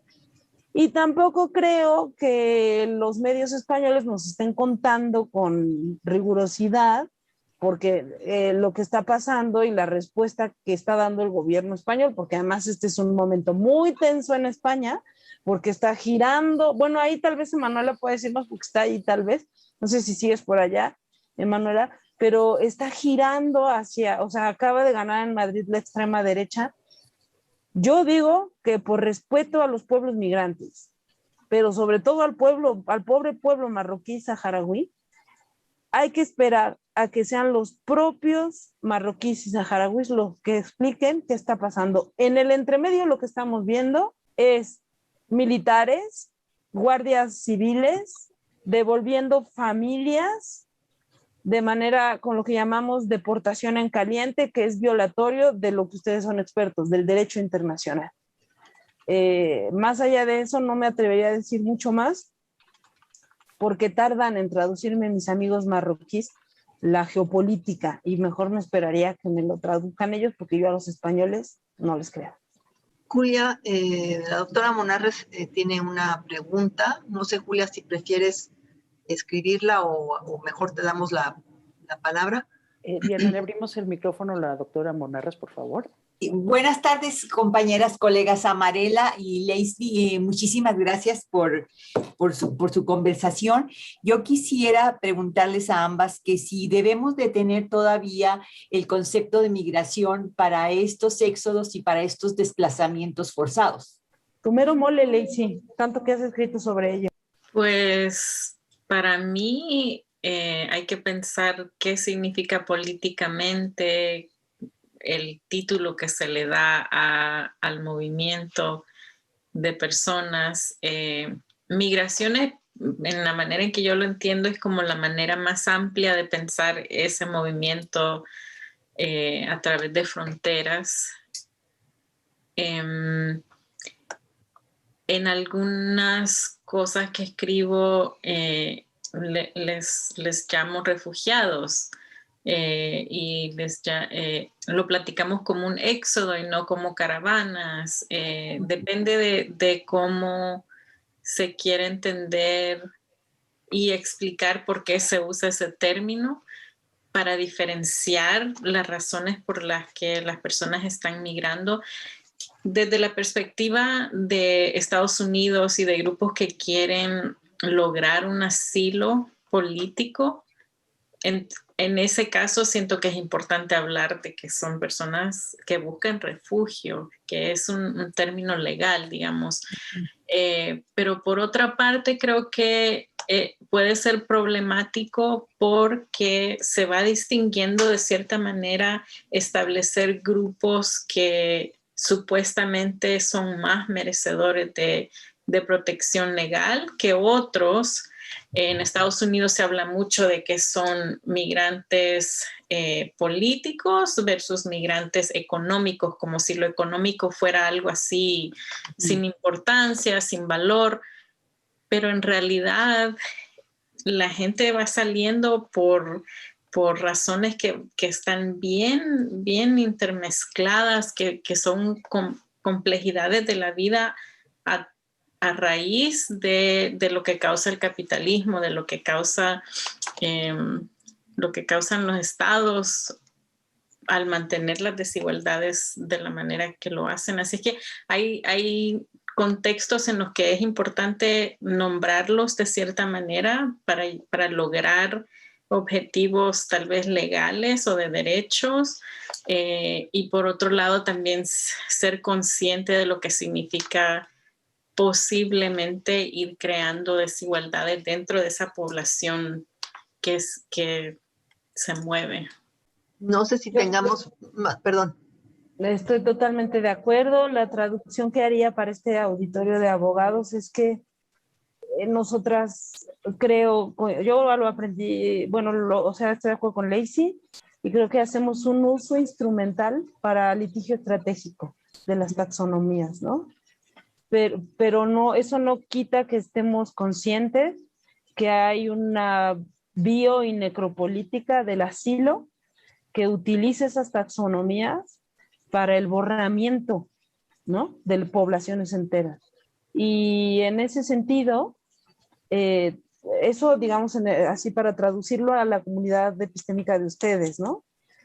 Pero ya traducido a nosotras es bien difícil, maestra Monarres, porque el compañero, por ejemplo, de Sharon Cruz-Rabi fue primero apátrida, después fue solicitante de asilo, luego fue refugiado, y por ejemplo, nuestra amiga Maggie de Oda es binacional, pero hoy es deportada, y si decidiera desafiar las leyes de odio en Estados Unidos, sería migrante. O sea, la migración es un hecho social total y los sujetos migrantes pueden tener un estatus en un territorio y mutar a otra taxonomía si cruzan una calle, ¿no? O sea, como que hay un nivel de, sí, efectivamente, usamos la noción de caravanas cuando queremos sostener una discusión política en torno a la politicidad de la migración y cuando lo hablamos con los compañeros, pero usamos la noción de éxodo de personas en situación de necesidad de protección internacional cuando estamos hablando con la burocracia de la 4T que deja morir niñas en los centros de internamiento. Como dirían ustedes, hacemos un uso estratégico de las figuras del derecho. Aprovechar mi papel aquí de preguntona o de coordinadora de preguntas. Hay dos, hablaron del tema precisamente de las razones económicas y todo el problema del cambio climático. Yo quisiera preguntarte, Lacey, ¿cómo ha cambiado, digamos, a través de lo que tú has, de las entrevistas, de todos los testimonios que has recogido, cómo ha cambiado, si ha cambiado en algo, digamos, las razones por las que la gente migra o tiene que salir de El Salvador, digamos? Sabemos todo el tema de la violencia, ¿no? Y de toda la violencia política, de la violencia de las maras, pero tú ves como algunos cambios, algunas cosas que hagan que la gente responda también a otros factores para su salida. Sí, gracias. Pues lo interesante es que la gente sale para sobrevivir. La manera en que narran su decisión y su trayectoria va cambiando dependiendo de lo que es posible dentro de los discursos públicos, digamos. Por ejemplo, en algún momento toda la gente decía que salía por la guerra, pero uno tiene que como profundizar y preguntar un poco más qué significa la guerra. Para una persona significa que por la guerra le mataron a su familia y entonces es algo así como de vida y muerte en ese instante. Para otra gente la guerra significa que no había manera de llegar a un trabajo porque había toque de queda y la situación no habían condiciones para sobrevivir económicamente porque existía la violencia. Para otras personas significaba que por ser mujer a quien la habían acosado un militar, eso la hacía vulnerable de una manera muy particular. Entonces, esa narrativa de la guerra se escucha mucho, pero puede significar muchas cosas. En este momento de migración, la gran mayoría de personas en los últimos años habla de las maras, de qué significa tener que pagar lo que llaman renta, que les exijan dinero simplemente para entrar a la colonia donde viven. Ese tipo de como lo inmediato, la violencia inmediata. Pero si uno empieza a preguntar qué significa vivir en ese tipo de condiciones, es muy distinto hablar con alguien que viene de clase media, que para ellos las maras ha significado de que tienen que gastar un 60-70% de su salario en seguridad privada y ya no les alcanza para eso, o significa que uno no puede ni siquiera entrar a su casa porque, o sea, Claro. las narrativas pueden sonar similares o la manera en que la gente explica por qué tienen que salir, pero en sí las experiencias son muy distintas dependiendo de clase social, región de cada país y al final, al ver todos esos puntos, uno va viendo que realmente existen condiciones que son generadas por las prácticas del neoliberalismo del área, que hay personas que siguen lucrando de una industria que es de seguridad privada. Y entonces, o sea, se pueden hacer ese tipo de análisis, pero la gente va a hablar solo de las maras. Sí, es como, o sea, por lo que dices, es básicamente traducir ese lenguaje que tiene una finalidad o una intención política, ¿no? O sintética también de alguna manera. Y lo que hacen ustedes es traducir ese lenguaje, esos conceptos que están usando, ¿no? De alguna forma. Es eso y lo hacemos nosotros y se hace para este grupo también importante pensar. Yo hago mucho trabajo pro bono de declaraciones de experta para casos de asilo en Estados Unidos. Y es interesante ser parte de esos procesos porque legalmente, ahora de que en Estados Unidos se reconoce a personas sobrevivientes de violencia doméstica como un grupo, digamos, especial al que se le puede proteger a través del asilo, es como que las clientes de las abogadas con las que he trabajado van aprendiendo, eso no era normal, entonces yo puedo narrar mi experiencia de esta manera, enfatizar estas cosas que me han pasado y como que la ley y las personas que son abogados les van dando el vocabulario para poder entender dentro de cierto marco lo que les ha pasado y saber que eso les permite llevar el proceso hacia protección. Pero no es necesariamente de que la persona saben que vivieron violencia, saben de que tienen que salir de ahí porque si no van a morir, pero no, hasta que no entienden que eso les da acceso a un proceso legal, no empiezan a hablarlo de esa manera. Simplemente salieron por las maras, salieron por la violencia, pero no tienen el vocabulario hasta pasar ese proceso de que han vivido algo que no es aceptable, no se puede permitir legalmente. Sí, bueno, aquí ya hay algunas preguntas, entonces se las voy a a dar. Me parece importantísimo esta cuestión. Yo creo que, digo, ya podríamos hablar más de eso después si da tiempo. Tenemos aquí una pregunta para la doctora, profesora Amarela. Dice, antes de la 4T había una mejor disposición jurídica y de derechos humanos hacia los migrantes y particularmente familias y niñas. No, yo no soy una fifí anti-AMLO. Tuve muchísimo interés en la posición de la exministra cuando en campaña electoral la hoy secretaria de Gobernación, que es como la vicepresidenta Lacey, Olga Sánchez Cordero, tenía un discurso, no sé, yo a veces hasta lo vuelvo a poner, ¿no?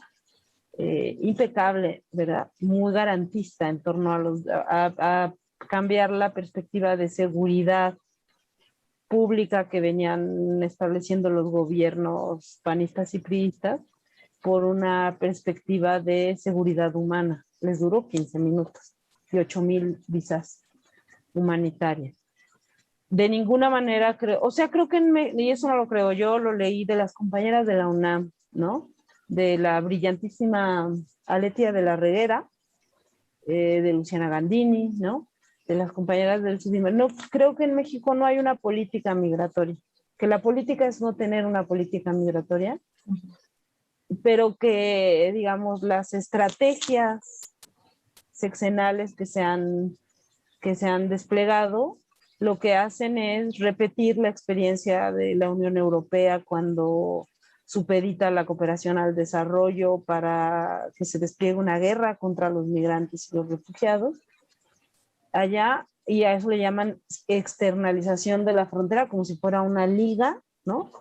Lo mismo hizo el gobierno de Peña Nieto, de Calderón, desde Fox, o sea, ha habido una política en clave de securitización, ¿no? Entonces, para nada creo que haya, o sea, que antes de la 4T haya sido mejor. Era lo mismo, pero lamentablemente, y eso a mí me duele mucho, porque reitero que yo tenía mucha confianza. Tengo a muchos compañeros trabajando en puestos medios y me consta que son bien honestos y no entiendo qué está pasando. Bueno, sí entiendo, pero realmente lo que ha hecho la 4T es, como dice Blanca Cordero de la UAP, profundizar la frontera vertical que heredó del priismo, y yo propongo entender esta etapa de los más de 30,000 efectivos de la Guardia Nacional desplegados en todo México, en comparación con los mismos 52 agentes de la Comisión de Ayuda al Refugiado, que son los que levantan las solicitudes de asilo para las y los centroamericanos, los haitianos, los africanos atorados en las ciudades cárceles. Propongo que la 4T heredó un país frontera y convirtió a México en un país tapón. Pero así como no le podemos dar a Trump digamos, la autoría, ¿verdad, Lacey? De toda la estructura de terror que hace unas semanas Biden dijo que esa guerra que operaba contra los migrantes, ¿no? Es una coproducción de republicanos y demócratas, pues en México no le podemos dar todo el crédito a la 4T. O sea, lo que está haciendo la 4T es seguir la misma línea que el gobierno del PRI, que el gobierno del PAN, ¿no? Pero además la 4T sí ha sido abiertamente transparente, diciendo que antes que los migrantes y sus derechos, siempre se va a priorizar la estabilidad de los mexicanos. Y por eso van a hacer básicamente lo que los gringos les pidan. Pero al hacer la crítica a la 4T, como nuestro trabajo es nosotras en tanto cronistas o científicas de la movilidad, ahí sí, para que vean, yo tengo una posición muy rigurosa. O sea, yo he criticado al priismo y al panismo con mucho entusiasmo desde que estudié las migraciones, y hoy critico a la 4T, pero tengo la esperanza que la crítica que se le da a la 4T tenga algún tipo de cabida entre la gente que ejecuta las políticas. Lo que pasa es que no parece no parece realista. Ganó la posición de seguir pensando a la migración como un problema de seguridad nacional. Sí, creo que en relación con esto aquí hay un comentario que dice el recurso presupuestal 2020 y 2021 ha afectado la seguridad y garantías de los derechos fundamentales de los migrantes en su paso por México. Creo que es en relación con lo que estabas hablando. Sí, pero ahí también creo que es bien importante, también porque estoy hablando entre abogados, ¿verdad? Y he aprendido mucho de la precisión. Eso, por ejemplo, si quieren le puedo compartir a Lucía, hay un observatorio al interior de una organización que se llama Fundar, que observa el gasto público. Y hay una parejita de gente muy capaz que observa el gasto público en torno a la migración. Y fíjate, Lacey, que se parece mucho. Hay una terciarización de los servicios para la industria carcelaria, ¿no? O sea, se compra la comida, se lavan las ropas de los centros de internamiento en empresas privadas, ¿no? Las cárceles aquí no son privadas, es decir, no te pagan por cama ocupada, los centros de internamiento, pero bueno, para no cantinflar en eso, que sí, para que vean, como no entiendo toda la jerga que tiene que ver con el fisco, yo recomendaría que fueran a Fundar, ¿no? Que hace un estudio casi en tiempo real de el gasto público, lo etiquetado, lo realmente gastado, los criterios para gastarlo, ¿no? Que tiene en torno a la migración, ¿no? Bien, hay otra pregunta que me parece que iría también para ti, Amarela, pero dice, ¿qué se puede hacer para las trabajadoras del hogar migrantes y la migración o mujeres migrantes? ¿México está haciendo algo bien con la ley del IMSS para registrarlas? ¿Qué opinan ustedes? Te digo que además en la migración estamos como cuando yo llevo a mis hijos al pediatra y me manda al odontopediatra, ¿no? Estamos hiper especializadas y lamento no tener una respuesta, pero sí tengo, a través de las caravanas pasaron, Lacey, muchas compañeras se atoraron, las que venían embarazadas, las que venían con niños y ya no querían ni podían seguir caminando y se quedaron trabajando. O sea, este país trabaja todo en la informalidad, aunque tenga cine legal o que compraste en Santo Domingo, que es donde se falsifican nuestras IDs. Aunque seas mexicano así de Tenochtitlan, pues la mayoría trabaja en la informalidad, dentro de la cual estaba hasta hace muy poco el servicio doméstico. Le decía hace poco, como allá los sindicatos de trabajadoras domésticas, acá los sindicatos de trabajadoras domésticas lograron que se reconozca como un trabajo y que tenga seguro social. Cuando pasó lo de la asunción a estatus de ley del servicio doméstico, nosotras nos emocionamos mucho porque además de que podían, por ejemplo, darle acceso al seguro social a las compañeras migrantes atoradas trabajando como trabajadoras domésticas para muchas académicas solidarias, la verdad, la neta, ¿no? Porque también hay una situación de clase y de raza. Por ejemplo, algunas de ellas dijeron, sí, podemos formalizar el vínculo. Y lo que sucedió, porque acudimos a esos colectivos y sindicatos de trabajadoras domésticas, es que como se estaba implementando, antes de la pandemia te estoy hablando, como se estaba implementando apenas, digamos, los instrumentos de la ley para la afiliación a las trabajadoras mexicanas, tenían muy poca información en torno a las trabajadoras migrantes, porque a nosotras afiliarlas a esa figura legal nos hubiera permitido también, dirían las de INUMI, la legalización, ¿no? Pero en mi experiencia, que no soy ortopedista, o sea, no soy especialista en derecho laboral y migraciones, sino que soy etnógrafa de las migraciones, las veces que intentamos juntar la experiencia de las centroamericanas con las mexicanas a través de una cosa parecida a lo que sería un worker center, Lacey, que son acá los sindicatos de trabajadoras, porque no se pudo, básicamente porque las compañeras estaban desbordadas sindicalizando a las mexicanas. Y las centroamericanas tenían una serie de problemas de carácter de extranjería.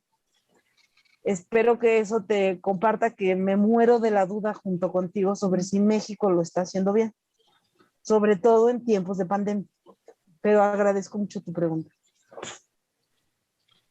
Bueno, mientras llega otra, yo me quedé con un interés, digamos, que no me quiero quedar en el tema de la geopolítica, pero digamos, de alguna forma, Lacey, ¿de qué manera cambia? Yo creo que, o sea, yo tengo mi opinión, pero ¿de qué manera cambia o no cambia la política de Estados Unidos hacia las personas migrantes?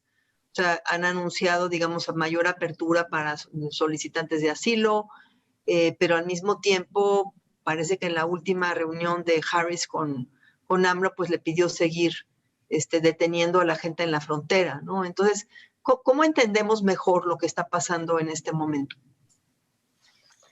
Pues yo no tengo todas las respuestas, pero creo que es una pregunta importante porque al final lo que importa es si la gente está bien, si la gente ha logrado sobrevivir, ha logrado salir de espacios donde están con mucha vulnerabilidad.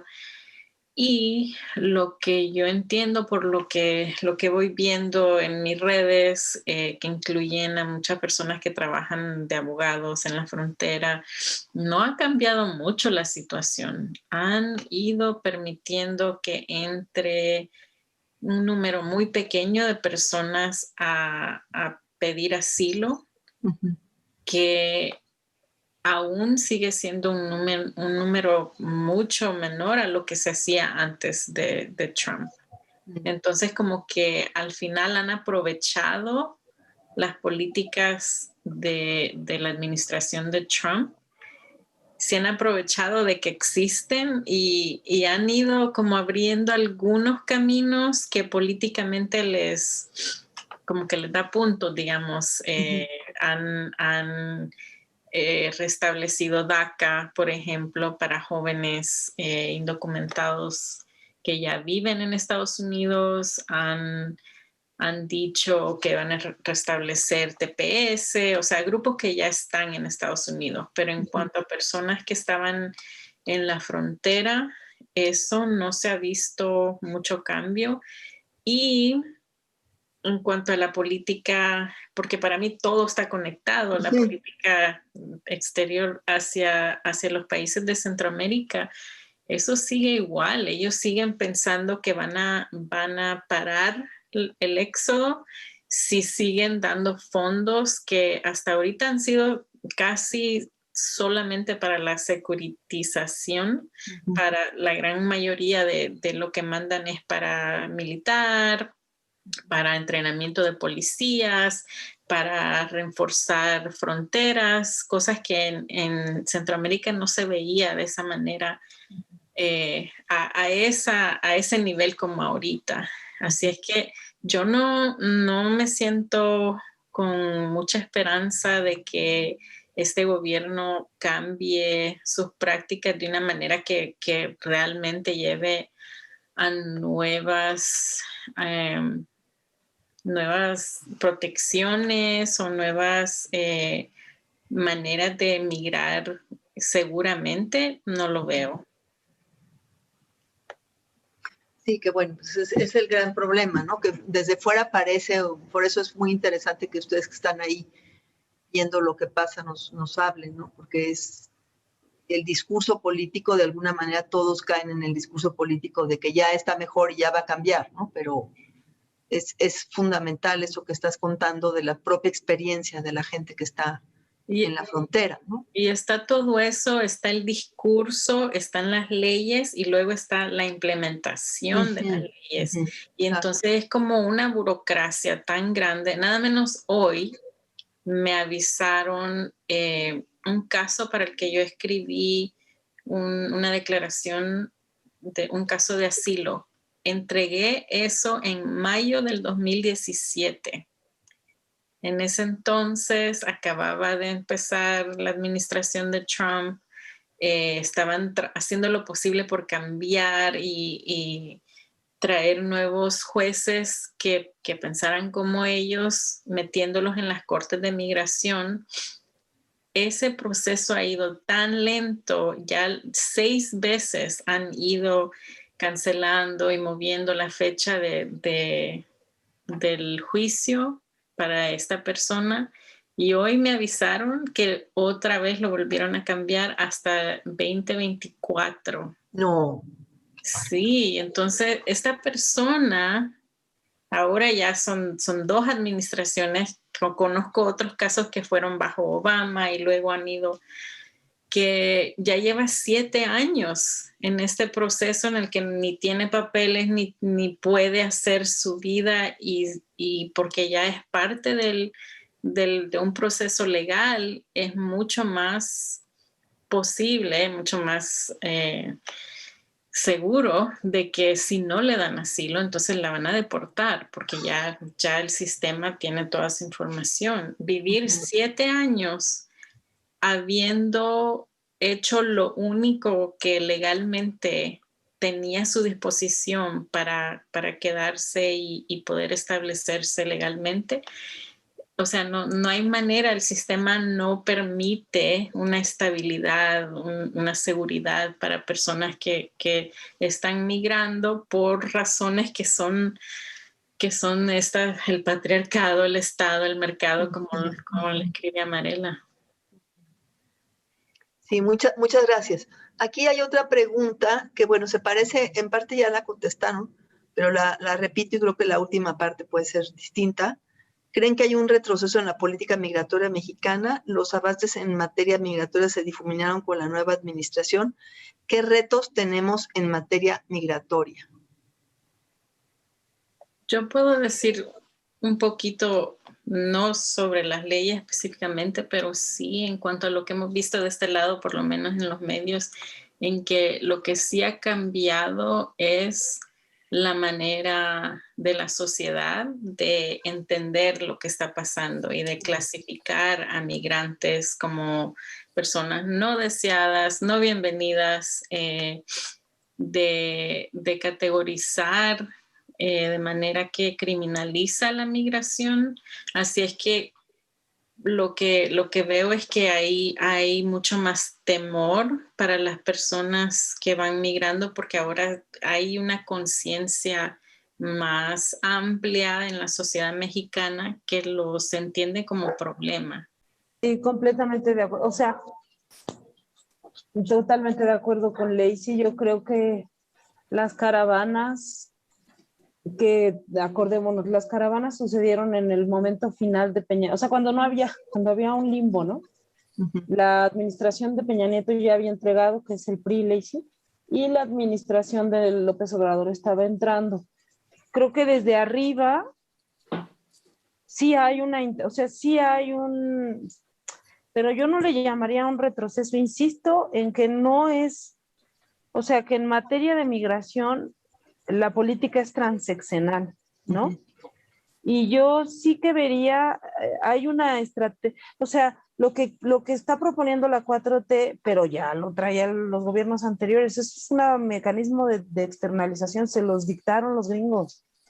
Es tejer como anillos de contención. Si ustedes se dan cuenta, o sea, si leemos los números, las migraciones son gordísimas, los contingentes son gordísimos hasta el Istmo de Tehuantepec, ¿no? Y de ahí para arriba los anillos ya son, o sea, ya a Tijuana y a Mexicali hay un problema en toda la franja fronteriza, pero es de cientos de miles y la migración es de millones, ¿no? Entonces, yo creo que se sigue agravando la violación a los derechos de los migrantes con esta administración.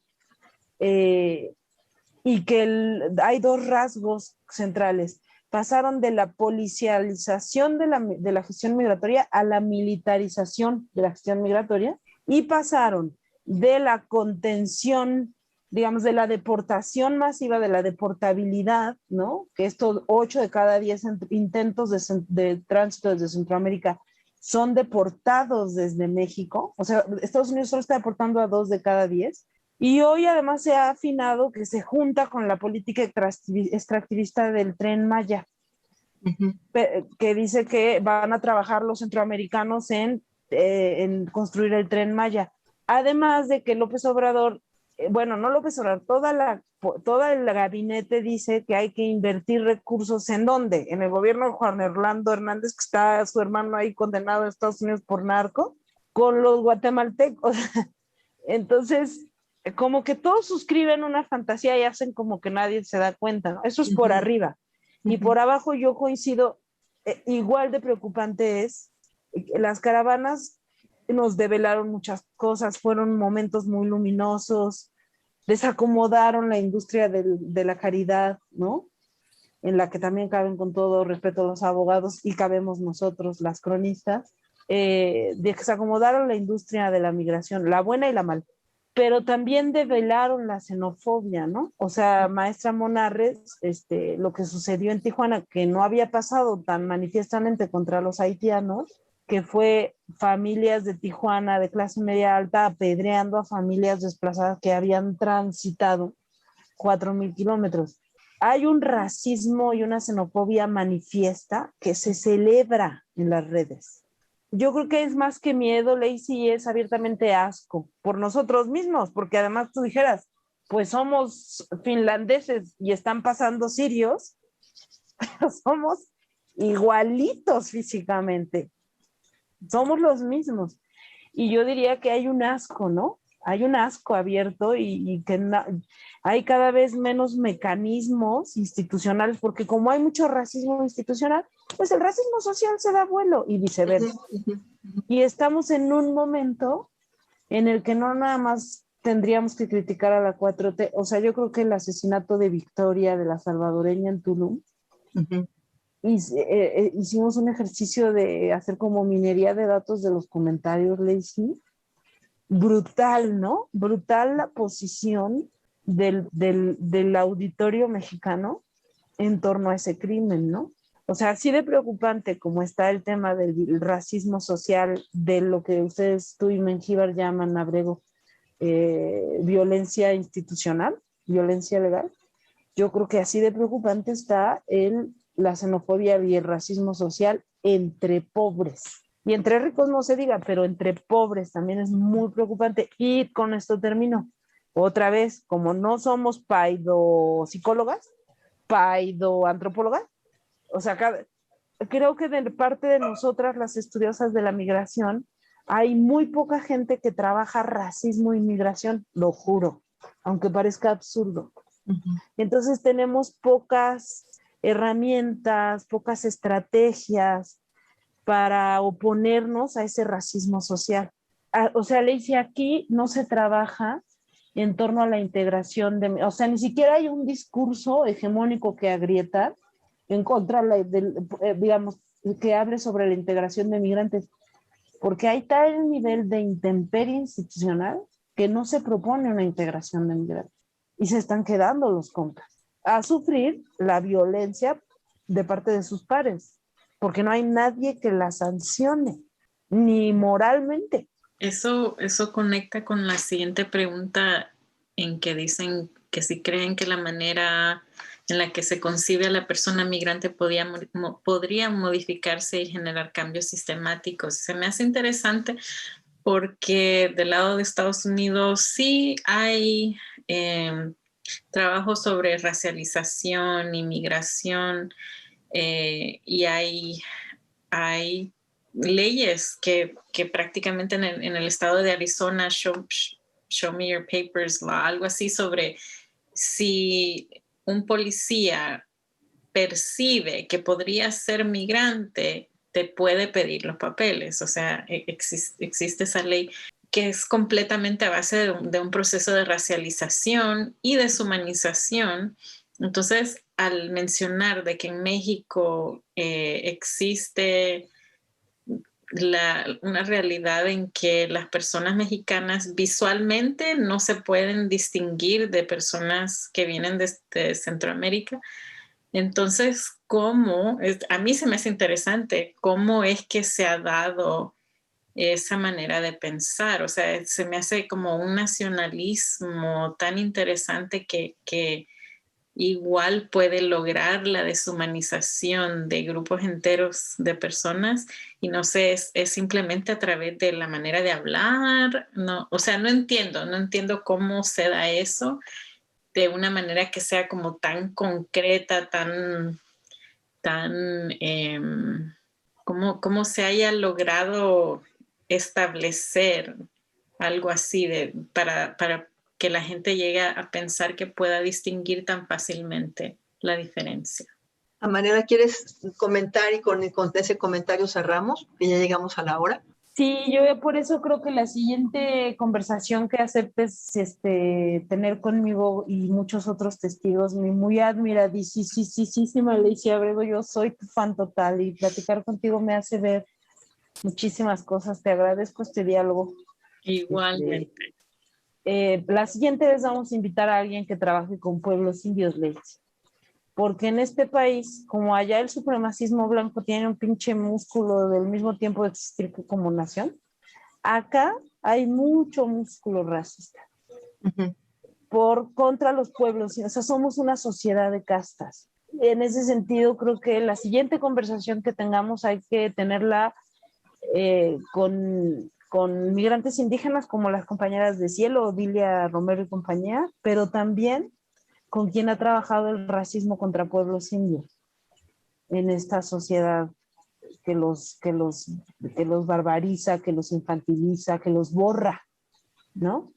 Aunque todos seamos, mira tú, o sea, muy indios también, ¿no? Entonces, pues tu pregunta me parece, es la misma que yo me planteo, y sí, fíjate, lo que dicen los compañeros, por ejemplo, los garífonas es muy claro, ¿no?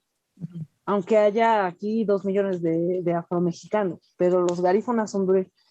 Pero la gente los identifica por lo que comen, por como dicen, cipote en lugar de niño, y entonces, no, o sea, viven el racismo extremo. Así que hay muchas mujeres y varones, eso es lo que estoy trabajando yo ahora, que performan una mexicanidad como su chilanguismo, ¿no?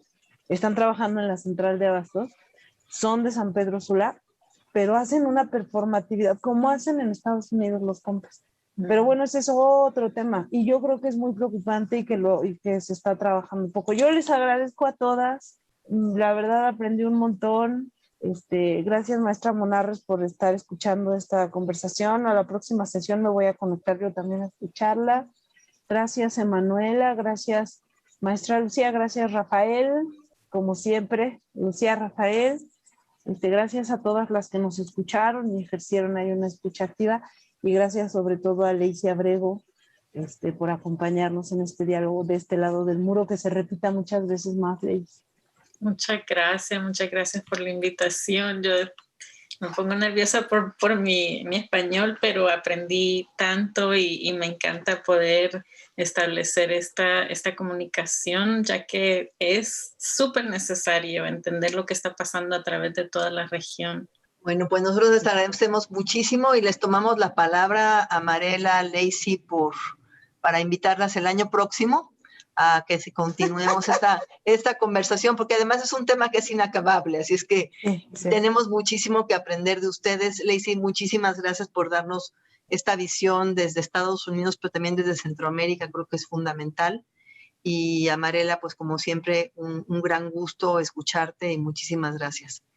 Así que bueno, a todas las... Gracias a ustedes, porque yo como siempre estoy bien neuras por mis tres roles al mismo tiempo. No, pero entendemos muy bien, no puedes triplicarte. Bueno, hasta luego. Muchísimas gracias a todas, de aquí cerramos y hasta la próxima, el próximo mes, el tercer miércoles de junio. Gracias.